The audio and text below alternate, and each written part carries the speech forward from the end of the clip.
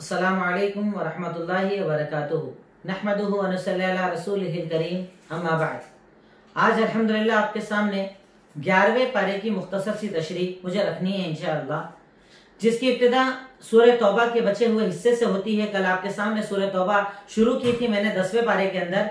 11वें के अंदर उसका कुछ बचा हुआ हिस्सा आता है जिसमें अल्लाह रब्बुल आलमीन इरशाद फरमाता है, जैसा कि मैंने कल आपको बताया था कि इस सूरत के में एक गजवे का तज़किरा है, कल मैं आपको जिक्र करूंगा। वो गजवा था गजवा तबूक। ये ऐसा गजवा था जो सख्त गर्मी के मौसम में आया था। मुसलमान बड़ी तकलीफ के आलम में थे, बहुत लंबे सफर पर जाना था।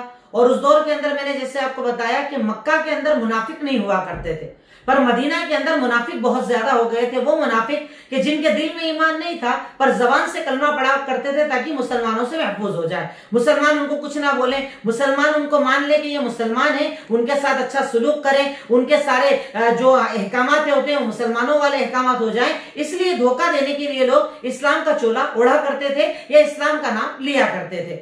अल्लाह रब्बुल आलमीन ने इनका जिक्र किया कि जब अल्लाह के नबी ने गजवे का इरादा किया, गजवे के लिए निकले, तो बहुत सारे ऐसे मुनाफिकीन थे कि जिन्हें कोई तकलीफ नहीं थी, कोई परेशानी नहीं थी, गजवे में जा सकते थे, पर सिर्फ अपनी सुस्ती की वजह से, अपनी मुनाफिकत की वजह से, अल्लाह ताला से अपनी मोहब्बत ना होने की वजह से ये लोग गजवे में नहीं जाया करते थे। और जब नहीं जाते थे तो आकर क्या करते थे, अल्लाह के नबी के पास उज्र पेश करते थे, अपनी कमियां बताते थे, मेरी ये परेशानी है, ये परेशानी है, ये परेशानी है। अल्लाह ताला वहीं से इस सूरत का आज के इस 11वें पारे का इब्तिदा करते हुए इरशाद फरमाता है, यातदिरुन अलैकुम इज़ा रजअतुम इलैहिम, कि जब आप गजवे से वापस लौटेंगे तो ये लोग उज्र पेश करेंगे, ये आपके सामने आकर अपनी चीजें बताएंगे, ठीक है हम इसलिए नहीं गए, इसलिए नहीं गए, इसलिए नहीं गए। तो अल्लाह ताला कहता है कुल ला तातदिरु लन नुमिन लकुम कद नब्बाना अल्लाहु मिन अखबारिकुम, कि तुम लोग हमें आकर ये सब झूठ मत बोलो, क्योंकि तुम्हारे दिल में क्या है हमारे रब ने हमें बता दिया है। अल्लाह के नबी को अल्लाह ताला ने वही करके बता दिया था कि सच्चा कौन है, झूठा कौन है। आपको ये चीज पता चल गई थी, इसलिए अल्लाह ताला ने कहा कि तुम आकर हमें ये खबर मत दो, हम सब जानते हैं। उसके बाद अल्लाह रब्बुल आलमीन यहाँ पर मुनाफिकीन, उनके आमाल, आराब, बद्दू और देहातियों का तज़किरा करता है और उनकी खसलतों का जिक्र करता है। उसके बाद अल्लाह ताला आयत नंबर 100, आयत नंबर 100 के अंदर सहाबा किराम का मकाम, उनका मर्तबा बताते हुए इरशाद फरमाता है, वस्साबिकून अल-अव्वलून मिनल मुहाजिरीन वल अंसार वल्लज़ीना तबअूहुम बिइहसान रज़ियल्लाहु अन्हुम व रदू अन्हु व अ'द्द लहुम जन्नातिन तजरी तहतहा अल-अनहार। अल्लाह ताला इरशाद फरमाता है कि यकीनन पहले पहले मुसलमान होने वाले सहाबा किराम, मुहाजिरीन में से भी और अंसार में से भी, जो शुरुआती दौर में ईमान लाए, अल्लाह के नबी सल्लल्लाहु अलैहि वसल्लम ने कहा कि अल्लाह ताला एक है, उसकी इबादत करो और उसके सिवा कोई इबादत के लायक नहीं, ये लोग ईमान ले आए, फौरन कबूल कर लिया, फौरन तस्लीम कर लिया। अल्लाह ताला कहता है कि ये वो पहले पहल मुसलमान होने वाले, चाहे मुहाजिर हो यानी मक्का वाले, चाहे अंसार हो मदीना वाले। अल्लाह ताला कहता है एक तो ये, और उसके बाद वो लोग जिन्होंने इनकी पैरवी की यानी बाद में आने वाले सहाबा किराम। अल्लाह ताला तमाम सहाबा किराम के बारे में ये हुक्म देता है, उनकी ये फजीलत और मर्तबा बताता है, उनका ये मकाम और मर्तबा बताता है कि रज़ियल्लाहु अन्हुम व रदू अन्हु। अल्लाह ताला ने ये मकाम किसी को नहीं दिया, किसी नबी के साथियों को अल्लाह ताला ने वो मकाम नहीं दिया जो मकाम अल्लाह ताला ने अल्लाह के नबी के साथी यानी सहाबा किराम को दिया। और इसीलिए हम सहाबा किराम की अजमतों को बयान करते हैं, क्योंकि अल्लाह ताला ने उनको मकाम दिया। और मकाम क्या, रज़ियल्लाहु अन्हुम, अल्लाह उनसे राजी हुआ। चलिए ये समझ में आता है, आप नमाजी हैं, परहेजगार हैं, रोजेदार हैं, नबी के फॉलोवर हैं, नबी की पैरवी करते हैं, नबी का साथ देते हैं, अल्लाह ने बोल दिया मैं तुमसे राजी हो गया, ये समझ में आता है। पर अल्लाह ताला कह रहा है रदू अन्हु, वो अल्लाह से राजी हो गए। अब बताइए कोई बंदा अल्लाह से राजी कैसे हो सकता है? ये मकाम इतना ऊंचा मकाम कि अल्लाह कहे कि मैं इस बंदे से राजी और ये बंदा मुझसे राजी, इससे बड़ा कोई मकाम नहीं हो सकता जो अल्लाह ने मकाम सहाबा इकराम को अता किया। अब लगाने दो उन पर एतराज, करने दो उन पर इल्जाम तराशी, कहने दो उनको मुर्तद, ये सब कहने वाले एक तरफ और अल्लाह ताला का ये फरमान एक तरफ कि अल्लाह ताला सूरह तौबा आयत नंबर 100 के अंदर कह रहा है कि वो मुझसे राजी, मैं उनसे राजी। मतलब क्या, अल्लाह कैसे, बंदा अल्लाह से कैसे राजी हो सकता है? उसकी वजह कई मुहद्दिसीन और मुफस्सिरीन ने बताई कि अल्लाह से रजामंदी का मतलब यह था कि अल्लाह जब भी कोई इम्तिहान लेता वो खुशी खुशी इम्तिहान दिया करते थे। अल्लाह ने जान मांगी, जान दे दी, अल्लाह ने माल मांगा, माल दे दिया, अल्लाह ने हिजरत के लिए बोलिया, हिजरत कर दी। अल्लाह जो उनसे मांगता वो खुशी खुशी दे दिया करते थे। हमें इम्तिहान देते हैं, हमारे भी इम्तिहान होते हैं, पर क्या इम्तिहान के अंदर हम खुशी खुशी इम्तिहान देते? नहीं, दिल के अंदर कहीं ना कहीं दर्द होता है, कारोबार चल रहा था खराब हो गया, मेरे यहाँ औलादी नहीं हो रही, इतना टाइम हो गया। इम्तिहान तो देते पर खुश नहीं होते। सहाबा कराम की खासियत ये थी खुश हुआ करते थे, हर इम्तिहान पर खुश होते थे। जब अल्लाह आजमाता, जब घर में शहादत और इंतकाल होते, जब उनकी नेमतें छिन जाती, जब घर बार छिन जाते, वो कहते हैं अल्हम्दुलिल्लाह, अल्लाह तेरा शुक्र है। अल्लाह ताला कहता है मैं उनसे राजी, वो मुझसे राजी, यानी उन्होंने मेरे फैसलों को माना, मेरे फैसलों को खुशी खुशी कबूल कर लिया। अल्लाह ताला उसके आगे कहता है। अच्छा, एक पॉइंट यहां पर गौर कीजिएगा कि अल्लाह, कई लोग हमारे यहाँ कहते हैं ना कि सहाबा किराम अल्लाह के नबी तक तो ठीक थे, आपके बाद मुर्तद हो गए थे, नाउजुबिल्लाह। अल्लाह ताला इनकी बशारत क्या बता रहा है? अल्लाह ताला ने इन सहाबा किराम के लिए उन जन्नतों को तैयार कर रखा है जिसके नीचे नहरें बह रही होंगी, खालिदीना फीहा अबदा, ये हमेशा उस जन्नत के अंदर रहेंगे और ये बड़ी कामयाबी है। अब एक नॉर्मल अकल रखने वाला आदमी ये बताए जन्नत कब मिलेगी? मैदान महशर के बाद, कयामत के बाद। अल्लाह ताला कह रहा है कि मैंने इन सहाबा के लिए जन्नत तैयार कर रखी है और उस जन्नत में ये हमेशा रहेंगे। अल्लाह कह रहा है कि ये जन्नती हैं, जन्नत तक मुर्तद नहीं होंगे, यानी मरते दम तक ईमान पर रहेंगे। और एक आदमी कहता है, कुछ लोग कहते हैं कि ये मुर्तद हो गए, बात किसकी सच्ची?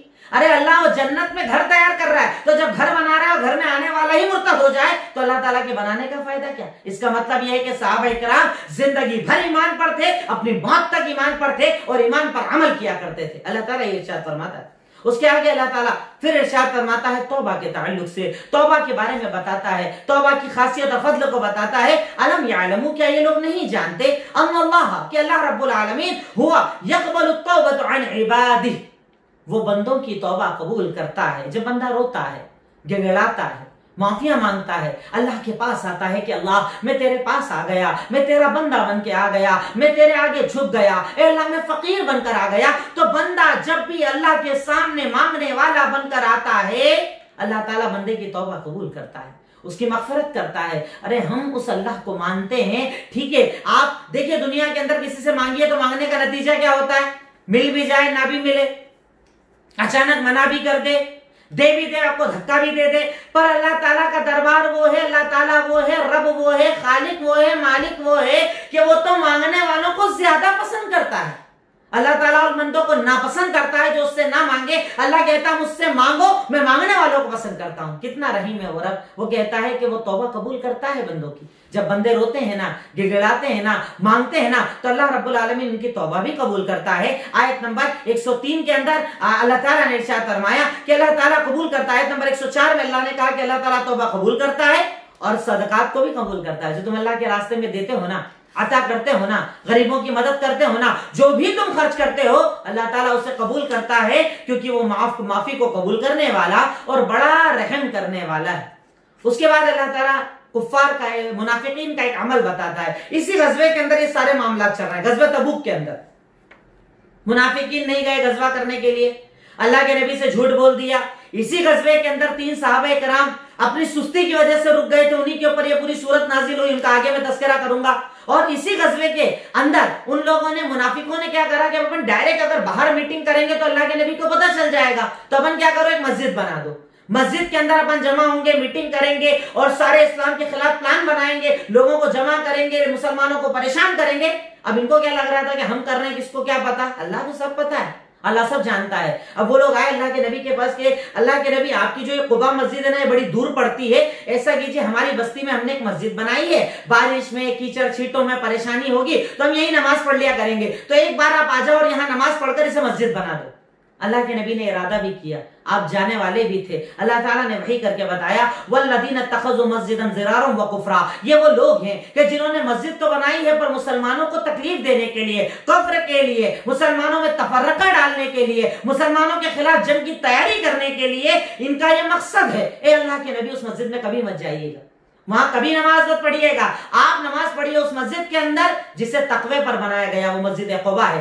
इख्तिलाफ है कि मस्जिद कुबा है या मस्जिद नबवी है, पर ज्यादातर मुफस्सिरीन या मुहद्दिसीन का कहना है वो मस्जिद कुबा है। तो इरशाद फरमाया कि आप मस्जिद कुबा जो है ना, वो तकवे पर बनाई गई है, वो अल्लाह के डर पर बनाई गई है, उसका मकसद अल्लाह ताला का खौफ है। आप वहां इबादत कीजिए, पर ये जहां बोल रहे हैं वहां इबादत मत कीजिए। यानी अल्लाह ताला इनकी प्लानिंगों को अल्लाह के नबी को बता दिया करता था, मुनाफिकों की साजिशों को बता दिया करता था। आपको वही आ जाया करती थी ताकि आप इनकी साजिशों से खबरदार हो जाए, गिरफ्तार ना हो, परेशान ना हो जाए। इसलिए अल्लाह ताला पहले ही आपको वही करके सारी बातें बता दिया करता था। फिर उसके बाद अल्लाह ताला मुनाफिकीन ही का तस्करा करता है और उसके बाद हम मोमिनों को एक अजीम बशारत अल्लाह ताला इस आयत के अंदर देता है। बड़ी प्यारी आयत है, आयत नंबर 111 111 सूरह तौबा। अल्लाह ताला ने इरशाद फरमाया, इन्नल्लाह अश्तरा मिनल मुमिनीन अनफुसहुम व अम्वालहुम बिअन्न लहुमुल जन्नह। अल्लाह रब्बुल आलमीन ने मोमिनों से उनकी जान और उनके माल, इन दो चीजों के बदले जन्नत का सौदा कर लिया है, जन्नत का बिजनेस कर लिया अल्लाह ने। मतलब ये तेरी जान जो मैंने तुझे दी है ना, ये मुझे दे दे, ये जो माल मैंने तुझे दिया है ना, मुझे दे दे और इसके बदले में जन्नत ले ले। मतलब तेरी जान पर चाहे जो तकलीफ आ जाए, इस्लाम के नाम पर, दीन के नाम पर कुर्बानी देना पड़े, जान लगाना पड़े, वक्त लगाना पड़े, लगा देना, इसके बदले में तुझे जन्नत दूंगा। इसी तरीके से तेरा माल जो तू कमाता है, जब मैं कहूं सदका करना, खैरात करना, गरीबों की मदद करना, ज़कात देना, जब जहां मौका पड़ जाए अपनी जान भी लगा देना, अपना माल भी दीन के लिए लगा देना। अगर ये दो चीजें तू मुझे दे देगा, इसके बदले में मैं तुझे जन्नत दे दूंगा। अल्हम्दुलिल्लाह, कितनी बड़ी फजीलत है मुसलमानों के लिए कि अगर जान पर तकलीफ आए तो यकीन रखना कि अल्लाह रब्बुल आलमीन उसके बदले इंशाअल्लाह आपको जन्नत देगा। अगर माल पर तकलीफ आए तो यकीन रखना इंशाअल्लाह अल्लाह रब्बुल आलमीन इसके बदले आपको जन्नत देगा। और उसके आगे अल्लाह ताला इरशाद फरमाता है कि जन्नत का मतलब क्या है, युकातिलूना फी सबीलिल्लाह, ये मोमिन अल्लाह के रास्ते में क़िताल करते हैं, कभी कत्ल कर भी देते हैं, कभी कत्ल हो भी जाते हैं। इनके ऊपर तो अल्लाह ताला का पक्का वादा है, जो अल्लाह ने तौरात में किया, इंजील में किया, कुरान में किया, और अल्लाह से ज्यादा वादे कौन पूरे करेगा। तो ये जो तुम्हारी तिजारत है ना, ये अल्लाह ताला का वादा है तुमसे। अल्लाह ने वादा तौरात में भी किया था, इंजील में भी किया था, कुरान में भी किया है कि अगर तुम अपनी जान और माल को अल्लाह ताला को दे दोगे, अल्लाह उसके बदले तुम्हें जन्नत दे देगा। और अल्लाह कहता है, अल्लाह के साथ जो ये वादा, ये डील पूरी कर ले, उससे ज्यादा कामयाब कोई हो ही नहीं सकता। वो सबसे बड़ा कामयाब है, वो सबसे बड़ा फजीलत वाला है, वो सबसे आला इंसान बन गया जिसने अल्लाह रब्बुल आलमीन के साथ इस डीलिंग को कर लिया कि अल्लाह मेरी जान पर चाहे जो तकलीफ आ जाए तेरे रास्ते, मेरा माल चाहे सारा बर्बाद हो जाए तेरे रास्ते में, मैं कहूंगा इन्ना लिल्लाहि व इन्ना इलैहि राजिऊन। ए अल्लाह, तेरा था, तूने ले लिया, मुझे कोई गम नहीं। अल्लाह कहता है अगर तू ऐसा बन गया, इसके बदले में तुझे जन्नतुल फिरदौस में जगह अता कर दूंगा। उसके बाद अल्लाह रब्बुल आलमीन उन मोमिनों की सिफात बताता है कि अल्लाह को अपनी जान देने वाले कौन, अल्लाह के लिए अपना मान देने वाले कौन। अल्लाह ताला उनकी सिफत बताता है नंबर 112 के अंदर, अत्ताइबून अल आबिदून अल हामिदून, वो लोग जो तौबा करते हैं, अल्लाह की इबादत करते हैं, अल्लाह की हम्द बयान करते हैं, रातों को जाग कर इबादत करते हैं, रुकू करते हैं, सजदे करते हैं, लोगों को भलाई का हुक्म देते हैं, बुराई से रोकते हैं, अल्लाह ताला की जो बाउंड्रीज बनाई हुई है हलाल हराम वाली, उसके बारे में फिक्रमंद रहते हैं, उसके आगे नहीं बढ़ते हैं, ऐसे मोमिनों को जन्नत की बशारत दे दीजिए। तौबा करने वाले, इबादत करने वाले, रुकू सजदे करने वाले, हम्द और सना बयान करने वाले, अल्लाह का जिक्र करने वाले, भलाई का हुक्म देने वाले, बुराई से रोकने वाले, अल्लाह के नबी को अल्लाह ताला कह रहा है कि ऐसे लोगों को आप जन्नत की बशारत दे दीजिए कि रब्बुल आलमीन ने इन लोगों को जन्नत की बशारत दे दी। उसके बाद अल्लाह ताला अल्लाह के नबी को एक हुक्म दे रहा है। पहले ऐसा था कि कुफ्फार के लिए मगफिरत की दुआ का हुक्म नाजिल नहीं हुआ था। जैसे अगर कोई आपका करीबी रिश्तेदार है, शिर्क पर इंतकाल कर गया, मुशरिक था, कुफ्र पर इंतकाल कर गया, काफिर था, अब उसका इंतकाल हो गया, तो क्या आप उसके लिए मगफिरत की दुआ कर सकते हैं? पहले हुक्म नहीं आया था।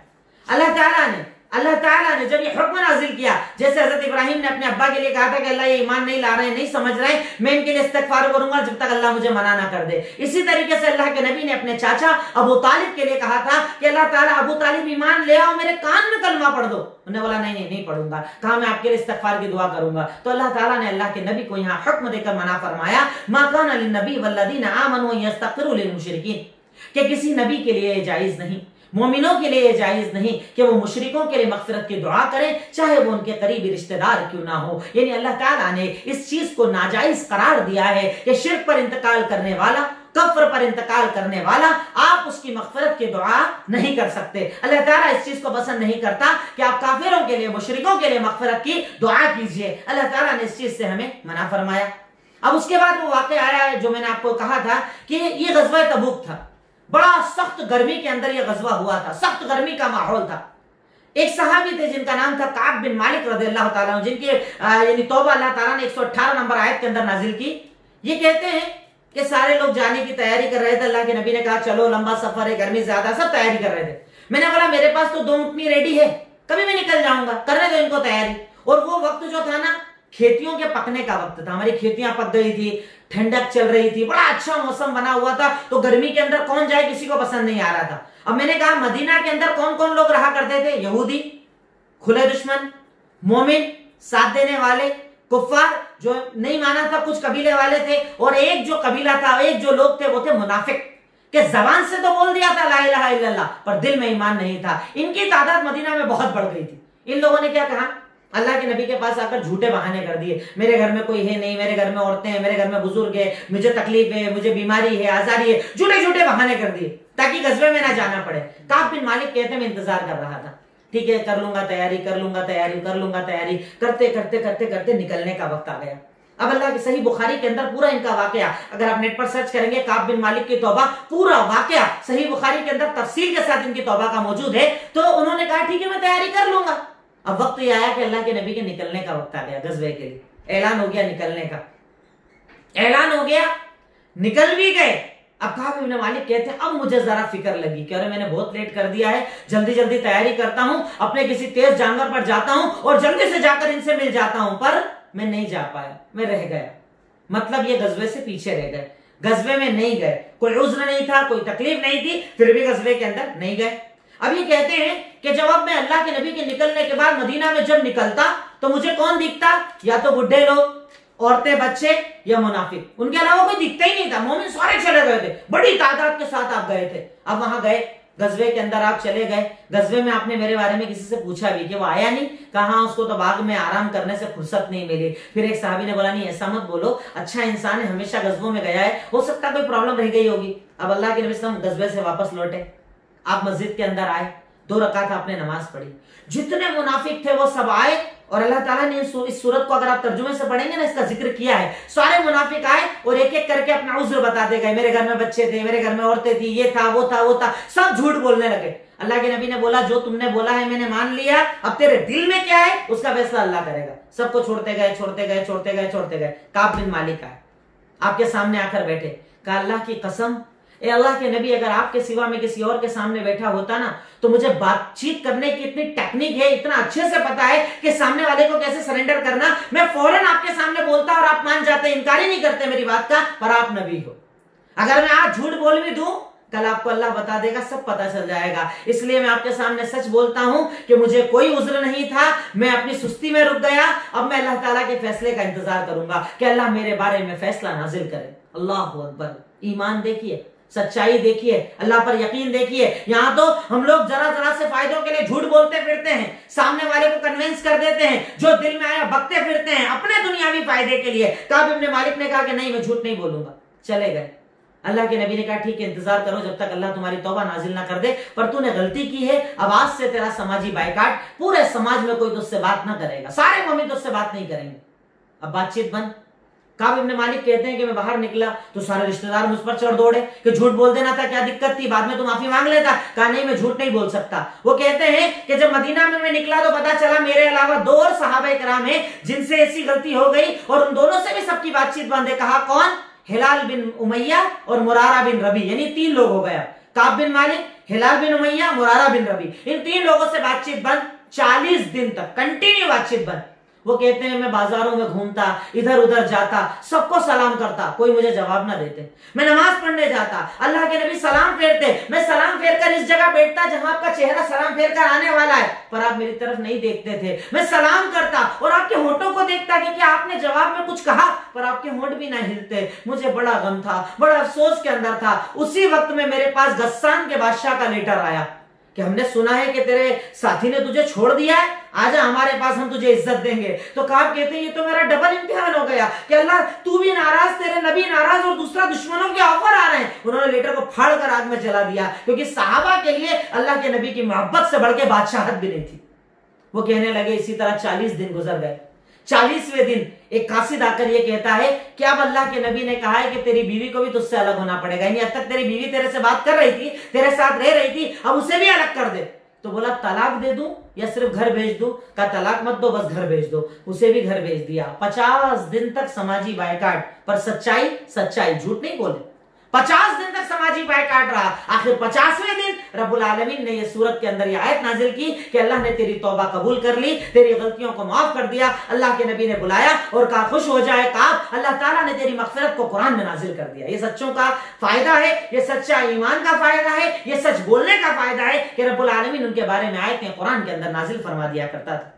उसके बाद अल्लाह ताला आयत नंबर 122 के अंदर कहता है कि तुम्हारी इतनी बड़ी बड़ी जो तादाद है ना, इनमें छोटी छोटी जमातें ऐसी होना चाहिए जो दीन सीखने के लिए जाए, दीन सीख कर आए और कौम को दीन सिखाने का काम करे। यानी जैसे अपने बच्चों को डॉक्टर बनाते हो, इंजीनियर बनाते हो, बड़े बड़े ओहदों के लिए तैयार करते हो, वैसे ही अपने खानदान में कम से कम एक एक को आलिम भी बनाया करो, दीनदार भी बनाओ, मौलवी बनाओ, हाफिज बनाओ, मुफ्ती बनाओ, आलिम बनाओ, वरना तुम्हारी नस्लों को दीन कौन सिखाएगा? तो सब मत जाओ, पर कम से कम कुछ तो जाओ, दीन सीखो, दीन सिखाओ। ये तुम्हारी बुनियादी जिम्मेदारी है और अल्लाह ताला इस जिम्मेदारी के बारे में तुमसे सवाल करेगा।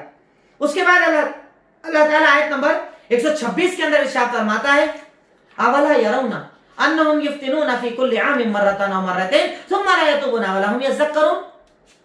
क्या ये लोग नहीं देखते कि साल में 1 या 2 मर्तबा हम इन्हें अजाब देते ही हैं ताकि ये अल्लाह की तरफ लौटे और तौबा करने वाले बन जाएं। कैसा अजाब? जैसे हम देखते हैं दुनिया में, कहीं कहीं जलजला आ गया, कहीं सुनामी आ गई, कहीं कुछ आ गया, कहीं कुछ आ गया। अल्लाह ताला एक साथ अजाब इसलिए नहीं देता है क्योंकि हमारे और आपके नबी ने ये दुआ मांगी थी कि अल्लाह मुझसे पहली उम्मतों को तूने एक एक बार में पूरा खत्म कर दिया, अल्लाह मेरी उम्मत पर ऐसा अजाब नाजिल मत करना। अल्लाह ने दुआ कबूल कर ली, वरना पूरी उम्मत एक साथ खत्म कर दी जाती। पर अल्लाह ताला कहता है ये जो छोटे छोटे अजाब में भेजता हूं ना, ये दुनिया के अंदर अलग अलग जगह जो मेरे अजाब आते हैं ना, उसका मकसद ये होता है कि अब भी संभल जाओ, अब भी तौबा कर लो, अब भी अल्लाह की तरफ लौट जाओ। अगर लौट जाओगे अल्लाह माफ कर देगा, वरना अल्लाह माफ करने वाला नहीं। अभी ये कोरोना क्या है? ये अल्लाह का झटका ही तो है। अल्लाह ने ऐसा हिलाया कि पूरी दुनिया हिल गई। तौबा कर लो, इस्तिग़फ़ार कर लो और यह हेद कर लो कि अब तक जो जिंदगी थी वो थी, पर अब मेरी जिंदगी इंशाल्लाह पूरी चेंज हो जाएगी, मैं अपने आप को सुधारूंगा, बेहतर बनाऊंगा। अल्लाह ताला इसी मकसद से छोटे छोटे अजाब देता है। उसके बाद अल्लाह ताला आगे आयत नंबर 128 सूरह तौबा के अंदर अल्लाह के नबी की फजीलत बता रहा है, आपका मकाम और मर्तबा बता रहा है कि तुम्हें अल्लाह के नबी का एहसान मानना चाहिए कि तुम्हारे पास नबी कौन से आए हैं। लक़द जाअकुम रसूलुम मिन अनफुसिकुम, तुम्हारे पास तुम्हारे दरमियान में से एक नबी आए। और कैसे नबी है?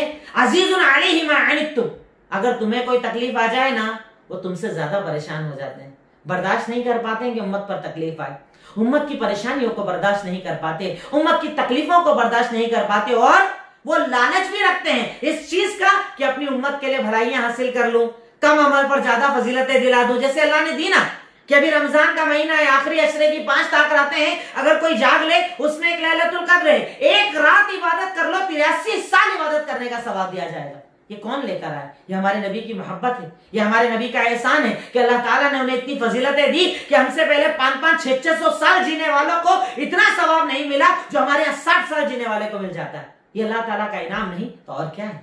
उसके बाद सूरह यूनुस, चूंकि सूरत के अंदर हजरत यूनुस अलैहिस्सलाम का नाम है, उनका जिक्र है, गर्चे उनका वाकया तो पूरा जिक्र नहीं है। आप जानते हैं कि एक नबी थे हजरत यूनुस अलैहिस्सलाम, अल्लाह ताला ने उन्हें कौम की तरफ भेजा था कि आप उन्हें डराइए। कौम वालों ने उनकी बात नहीं सुनी तो उन्हें गुस्सा आ गया, वो कौम को छोड़ गए, जबकि नबी को इजाजत नहीं होती थी कि वो कौम को छोड़कर निकल गए। कश्ती के अंदर बैठे कहीं जाने के लिए, इत्तेफाक से एक मामला होता है, कश्ती डूबने लगती है, एक आदमी को गिराना था तो हजरत यूनुस को गिराया जाता है कुरानदाजी के बाद। अब जैसे ही इनको समंदर में फेंका जाता है, एक मछली अल्लाह के हुक्म से इन्हें अपने पेट के अंदर ले लेती है। अब मछली के पेट में जब ये जाते हैं, इन्हें ये एहसास होता है कि अल्लाह मुझसे गलती हो गई, मुझे कौम को नहीं छोड़ना था। वहां से पुकार कर कहते हैं ला इलाहा इल्ला अंता सुब्हानका इन्नी कुन्तु मिनज़ ज़ालिमीन, ए अल्लाह तू ही है, तू ही बरहक है, तू ही माबूद है, तू ही खालिक है। ए अल्लाह तेरी तू बाबरकत है, तू पाकीज़ा है। ए अल्लाह गलत तो मैंने किया है ना, जालिम तो मैं हूं ना, मुझे माफ कर दे।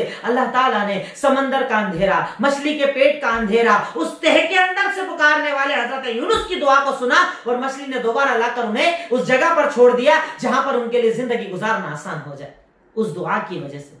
आज भी अगर आपको तकलीफ है, आप परेशानियों के अंदर, कर्जा बढ़ चुका है, परेशानियां बढ़ चुकी है, निकलने का रास्ता नहीं मिल रहा है, तकलीफें बढ़ती चले जा रही है, जब चारों तरफ से तकलीफों में घिर जाओ, इंशाअल्लाह इस दुआ को बार बार पढ़ना, इस आयत को बार बार पढ़ना, अल्लाह आपके लिए वहां से रास्ते बनाएगा जहां से आप सोच नहीं सकते। और वो दुआ है ला इलाहा इल्ला अंता सुब्हानका इन्नी कुन्तु मिनज़ ज़ालिमीन। इंशाअल्लाह अल्लाह रब्बुल आलमीन गैब से रास्ते बनाएगा। इस आयत, इस सूरत के अंदर अल्लाह ताला ने बुनियादी तौर पर तौहीद का बहुत ज्यादा तज़किरा किया है।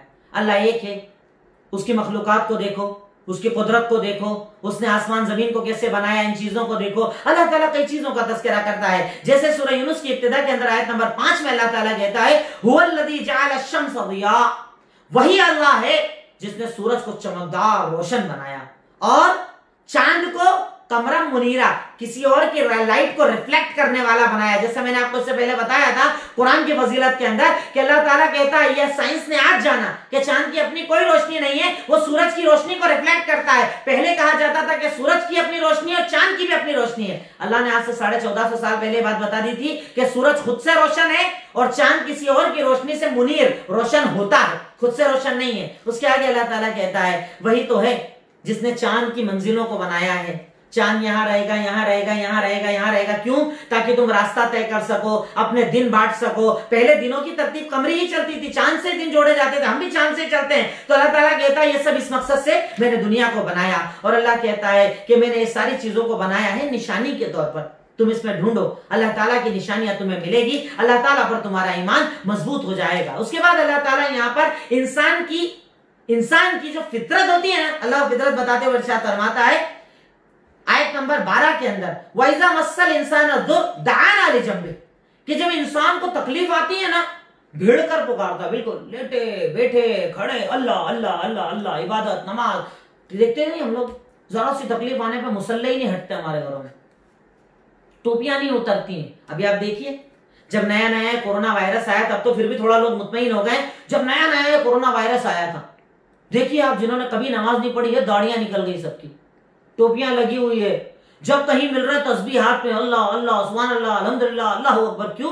जब मुसीबत आती है ना तो हिल जाता है बिल्कुल आदमी। तो अल्लाह कहता है जब मुसीबत आती है, खड़े बैठे लेटे जैसा रहेगा, सिर्फ अल्लाह अल्लाह करता रहता है। पर जहां परेशानी खत्म, ऐसा हो जाता है जैसे कोई परेशानी आई नहीं थी, कभी कुछ हुआ ही नहीं। वही गुनाह, वही गलतियां, वही बेनमाजीपन, वही दीन से दूरी, वही अल्लाह ताला का इनकार, सब दोबारा चालू हो जाता है। अल्लाह कहता है तेरी फितरत है, इस फितरत को बदल, नहीं तो अल्लाह ताला का अजाब तेरे ऊपर आएगा और कोई बचाने वाला ना मिलेगा। अल्लाह ताला कहता है कि जब तकलीफ आती है, खड़े में, लेटे में, बैठे में अल्लाह अल्लाह पुकारता है, और जब अल्लाह ताला तकलीफ हटा देता है तो सारी चीजों को भूल जाता है। अल्लाह ताला कहता है ऐसे ही होते हैं इसराफ करने वाले, हद से ज्यादा तजावुज करने वाले, लेकिन वो इस बात को समझते नहीं है। फिर अल्लाह ताला कौमों के मारने का जिक्र करता है कि कौमों ने जब अल्लाह रब्बुल आलमीन की इबादत नहीं की, उसे नहीं माना, तो अल्लाह ने उन्हें जलील और रुसवा कर दिया। उसके बाद अल्लाह ताला शिर्क का कौमों की जिक्र करता है नंबर 18 के अंदर कि ये लोग अल्लाह को छोड़कर ऐसे लोगों को पुकारते हैं जो ना फायदा दे सकते ना नुकसान दे सकते, वो खुद मोहताज है। जिंदा थे अब मर गए, यानी मोहताज हो गए ना, थे मर गए, अब नहीं है, वो अपनी मौत को नहीं रोक पाए। अब चाहे कब्र में हो, चाहे वो खड़े हो, चाहे मूर्तियों की शक्ल में हो, किसी भी शक्ल के अंदर हो, ना फायदे का ताकत ना नुकसान की ताकत। अल्लाह ताला कुरान में दूसरी जगह कहता है कि अगर उनकी मक्खी बैठ जाए उनके ऊपर या उनके खाने के सामान पर बैठ जाए, वो मक्खी को भी नहीं हटा सकते, और तुम उनको अपना रब मानते हो, माबूद मानते हो, उनकी इबादत करते हो। हजरत इब्राहिम ने अपने वालिद से कहा था ना, या आबदी लिमा ताबुदु मा ला यस्मा वला युबसिर वला युगनी अन्का शैया, ए मेरे अब्बा जान, आप क्यों इबादत करते हो ऐसे माबूदों की जो ना सुन सके, जो ना देख सके, जो ना फायदा दे सके, जो ना नुकसान दे सके? आप क्यों इबादत करते हो इनकी? इबादत उसकी करो ना जो अता करने वाला है, इबादत उसकी करो ना जो देने वाला है। वो कौन है? वो अल्लाह रब्बुल आलमीन की जात है, बेनियाज, काबिल तारीफ, अता करने वाला, देने वाला, किसी का मोहताज नहीं, अकेला है, ना औलाद है, ना बीवी है, ना बच्चे, किसी का मोहताज नहीं। उसे पुकारो ना, वो है ना तुम्हारे साथ, वो देगा ना, वो अता करेगा ना, पर उसको नहीं पुकारते। अल्लाह ताला उनके गुनाहों का जिक्र करते हुए कहता है, और उसके बाद क्या कहते हैं, पहले तो जिनको पुकारना है वो मोहताज है, कुछ देने वाले नहीं। और उसका क्या बोलते हैं, अगर अपन रोको क्या रे इनकी आप इबादत करते हो, बोले नहीं इबादत थोड़ी करते, ये तो बस जरिया है। अब क्या है, अपन इतने गुनहगार, इतने खताकार, कैसे अल्लाह को डायरेक्ट पुकारे? ये हमारी दुआओं को लेकर जाते हैं, ये अल्लाह तक हमारी बातें पहुंचाते हैं। अल्लाह ताला इसी सिफारिशी बनाने को कहते हुए इरशाद फरमाता है कि क्या तुम अल्लाह को वो बात बता रहे हो जो अल्लाह नहीं जानता है? यानी नया ला रहे हो क्या? यानी अल्लाह को नहीं पता था कि नहीं अल्लाह तक जाने के लिए सब लगेगा, इसलिए इनको पुकारते हैं। तो तुम अल्लाह को वो बता रहे हो जो अल्लाह को नहीं पता था। अगर अल्लाह को पता होता तो अल्लाह कुरान में बोलता ना कि इनको पुकारो, इनको साथ में लाओ, इनको जरिया बनाओ। अल्लाह ने जब नहीं बनाया तो तुम बनाने वाले कौन? क्या तुम अल्लाह को ऐसी बात बता रहे हो जो अल्लाह खुद नहीं जानता था? अल्लाह ताला कहता है कि अल्लाह ताला को तुम वो बात बता रहे हो जो आसमान और जमीन में कोई नहीं जानता, वो बाबरकत है और तुम्हारे शिर्क से बेनियाज है। अच्छा, अजीब अजीब फोड़ पने की दलीलें भी लोग देते हैं। अच्छा बताओ, क्या दुनिया के अंदर बादशाह तक डायरेक्ट पहुंच सकते हैं? क्या वजीर लगता कि नहीं लगता? बिल्कुल लगता है। वो इसलिए लगता है कि तू मेरे अल्लाह को दुनिया के बादशाह जैसा समझता है, पर मैं अपने अल्लाह को वैसा नहीं समझता। मेरा अल्लाह तो गैब की बातें जानता है, मेरा अल्लाह तो सीने के हाल को जानता है। अरे वो दुनिया का बादशाह मोहताज है, जब तक वजीर बताएगा नहीं उसे पता चलेगा नहीं। क्या अल्लाह को आप ऐसा मानते हो? अरे अल्लाह ताला को तो आप बताओ मत बताओ, उसको तो आपके सीने के राज पता है। बादशाह को जरूरत वजीर की इसलिए पड़ती है क्योंकि वजीर का बादशाह पर दबाव होता है। अगर उसके जरिए जाओगे तो दबाव पड़ेगा और बादशाह को आपकी बात सुनना पड़ेगी। पर इस कायनात में कोई ऐसा नहीं जो अल्लाह पर दबाव डाल सके। अल्लाह ताला पर दबाव डालने वाला इस कायनात के अंदर कोई नहीं है। इसलिए दुनिया की मिसालें मत दीजिए, अल्लाह को पुकारिए, अल्लाह से मांगिए, क्योंकि अल्लाह ताला पुकारने वालों की पुकार को सुनता है, चाहे वो गुनहगार हो चाहे वो अच्छा हो, अल्लाह सबकी सदाओं को सुनता है। तो अल्लाह ताला इसी शिर्क से हमें यहाँ पर मना फरमाता है। उसके बाद फिर अल्लाह ताला ने कई यहाँ पर शिरकियात का जिक्र किया, कुफ्फारे मक्का के शिर्क का जिक्र किया कि जब लोग अच्छे होते तो अल्लाह के साथ शिर्क करते, जरा सी तकलीफ आती तो पुकारने लग जाते थे, अल्लाह ताला से माफिया मांगने लग जाते थे। अल्लाह ताला उसके बाद फिर अपनी कुदरतों का जिक्र करता है आयत नंबर 31 के अंदर कि बताओ कुल मैं यर्जुकुकुम मिनस समाई वल अर्द अम मैं यमलिकु समा वल अब्सार, बताइए कि आपको खाना कौन देता है आसमान से? बताइए जमीन से आपकी खेतियों को कौन निकालता है? बताइए ये सुनने की ताकत कौन देता है? देखने की ताकत कौन देता है? जिंदे से मुर्दे को निकालता है, मुर्दे से जिंदे को निकालता है, यानी मुर्गी से अंडा और अंडे से मुर्गी। कौन निकालता है ये सब? अल्लाह रब्बुल आलमीन। वो हई है, वो कादिर है, वो हर चीज पर कुदरत रखने वाला है। फिर तुम अल्लाह ताला की इबादत क्यों नहीं करते, उसको क्यों नहीं पुकारते? इस सूरत को आप लोग तर्जुमे से पढ़िएगा, बेपनाह दलीलें हैं इसके अंदर। अल्लाह ताला ने तौहीद की रखी है, तौहीद की जिक्र की है। उसके बाद आयत नंबर 57 के अंदर अल्लाह ताला कुरान की अजमत बता रहा है कि कुरान की खासियत क्या है? दिल की बीमारी का इलाज है। दिल के अंदर जितनी बीमारी होती है, गम, टेंशन, फिक्र, अभी लगी हुई है ना फिक्र, आगे क्या होगा, कारोबार कैसे चलेगा, ये कैसे होगा, वो कैसे होगा, कहां से पैसा आएगा, कहां से नहीं आएगा। अल्लाह ताला कहता है तेरे सारे टेंशन का इलाज अल्लाह ने कुरान को बनाया, पढ़ सुन, इंशाअल्लाह दिल की बीमारी ठीक हो जाएगी। अल्लाह ताला कहता है या अय्युहन्नास, ए लोगों, कद जाअतकुम मौइज़तुम मिन रब्बिकुम, अल्लाह ताला की तरफ से तुम्हें ये नसीहत आई है, व शिफाउन लिमा फिस सुदूर, और तेरे सीने के अंदर जितनी बीमारियां हैं ना, सब का इलाज अल्लाह रब्बुल आलमीन ने इस कुरान के अंदर रखा है। और ये हिदायत वाली किताब है और मोमिनों के लिए रहमत। अल्लाह ताला इस कुरान की अजमत बता रहा है, पर अफसोस ये कि हम इस कुरान को सुनना नहीं चाहते, हम इस कुरान को पढ़ना नहीं चाहते। और उसके आगे अल्लाह ताला अपनी कुदरत को बताता है आयत नंबर 61 के अंदर, क्या लोगों सुनो, वमा यादुमु अन रब्बिक मिस्काल दर्रतिन फिल अर्दि वला फिस समा, तेरे रब के सामने ना जर्रा जो होता है ना, जर्रा वो भी छुपा हुआ नहीं है। आसमान, जमीन, कहीं कुछ, कोई चीज अल्लाह से छुपी हुई नहीं है, अल्लाह सब जानता है। अल्लाह ताला ने फरिश्तों को मुकर्रर कर रखा है, वो तेरे अमाल को लिखते हैं। अल्लाह से ना तेरी नेकी छुपी है ना तेरी बदी छुपी है। अपने अमाल अल्लाह के सामने ला, ये अच्छा मौका अल्लाह ने तुझे तौबा का दिया है, रुक, गिड़गिड़ा ले और माफी मांग ले। इंशाअल्लाह अल्लाह रब्बुल आलमीन तेरे गुनाहों को माफ फरमा देगा, तेरी खताओं लफ्ज़िशों को माफ फरमा देगा, और इंशाअल्लाह इसके जरिए अल्लाह रब्बुल आलमीन तुझे एक बेहतर जिंदगी अता फरमा देगा। उसके बाद अल्लाह ताला इरशाद फरमाता है कि यकीनन वो लोग, अला इन्ना औलिया अल्लाहि ला खौफुन अलैहिम वला हुम यहज़नून, आयत नंबर 62 में अल्लाह ताला इरशाद फरमाता है यकीनन जो अल्लाह के औलिया होते हैं ना, अल्लाह के वली होते हैं ना, उन्हें कोई खौफ होता है ना कोई गम होता है। और अल्लाह के वली कौन होते हैं? अल्लाह ताला उनकी सिफत बता रहा है, वो लोग जो अल्लाह ताला पर ईमान लाते हैं और अल्लाह ताला से डरते हैं। वरना आप देखिए ना, हमारे यहाँ तो न जाने किस किस को लोग, एक आदमी है जिसने जिंदगी में कभी नमाज नहीं पढ़ी, गंदा रहता है, कभी उसे पाकी नापाकी का ख्याल नहीं, लोग उसे अल्लाह का वली मानते हैं। अल्लाह ताला बता रहा है वली कौन? वली एक तो ईमान वाला, दूसरा अल्लाह से डरने वाला। ईमान मतलब अमल, अमल करने वाला, 5 वक्त नमाजी, रोजों का पाबंद, इबादत करने वाला। अल्लाह ताला उसे कहता है कि वो अल्लाह ताला की इबादत करने वाला है, उसे नहीं कहता है जो बद्दीन है और दीन से दूर है। उसके बाद अल्लाह रब्बुल आलमीन फिर जैसे मैंने बताया कहीं मुनाफिकीन का तस्करा करता है। फिर उसके बाद अल्लाह रब्बुल आलमीन कौमों का तस्करा करने पर आया, कौम नूह का दोबारा तस्करा किया, जिनके बारे में आपको पहले भी बता चुका हूं कि हजरत नूह अलैहिस्सलाम ने 950 साल तक अपनी कौम को दावत दी, कौम वालों ने आपकी बात नहीं मानी, अल्लाह ताला का अजाब आया और पानी के जरिए अजाब आया और उन्हें डुबा दिया गया।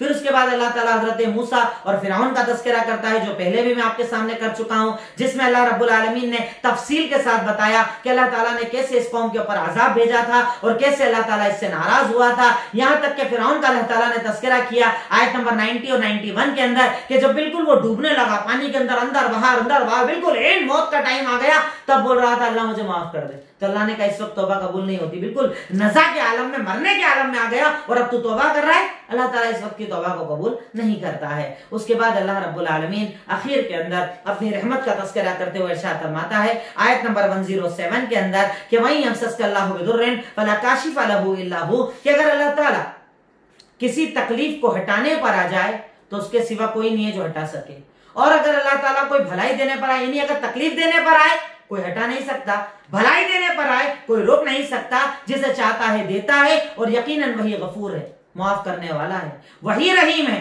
रहम करने वाला है। अल्लाह ताला जैसा कोई नहीं, अल्लाह ताला हर चीज पर कुदरत रखने वाला है। और उसके बाद अल्लाह ताला फिर अपनी इबादत का हुक्म हमें इन आयतों के अंदर देता है। सूरह, आज मैंने आपके सामने जो सूरत तिलावत की, जो सूरत की डिटेल आपको बताई, वो दो सूरतें आपके सामने आई। सूरह यूनुस थी आपके सामने और सूरह तौबा का बचा हुआ हिस्सा था। आखिर में अल्लाह ताला से दुआ है, ए इलाही मौला रब्बुल आलमीन, ए खालिक मालिक रहमान रहीम, यकीनन तो गफूर है, तो गफ्फार, तो रहमान है, तो रहीम, तो अता करने वाला, तू देने वाला। ए अल्लाह तो हम तमाम के गुनाहों को माफ फरमा दे, ए अल्लाह हमारी खताओं को माफ फरमा दे, ए अल्लाह हमारी लग़ज़िशों को माफ फरमा दे, ए अल्लाह हम तेरे मोहताज, तेरे फकीर हैं, इस सारी इंसानियत से बीमारी का खात्मा फरमा दे, ए अल्लाह इस बीमारी का खात्मा फरमा दे, ए अल्लाह दोबारा अमन हमें अता फरमा दे, ए अल्लाह हमारी इबादत, रोजे, नमाज, ज़कात को कबूल फरमा ले। व आखिरु दअवाना अल्हम्दुलिल्लाहि रब्बिल आलमीन। अस्सलामु अलैकुम व रहमतुल्लाहि व बरकातुहू।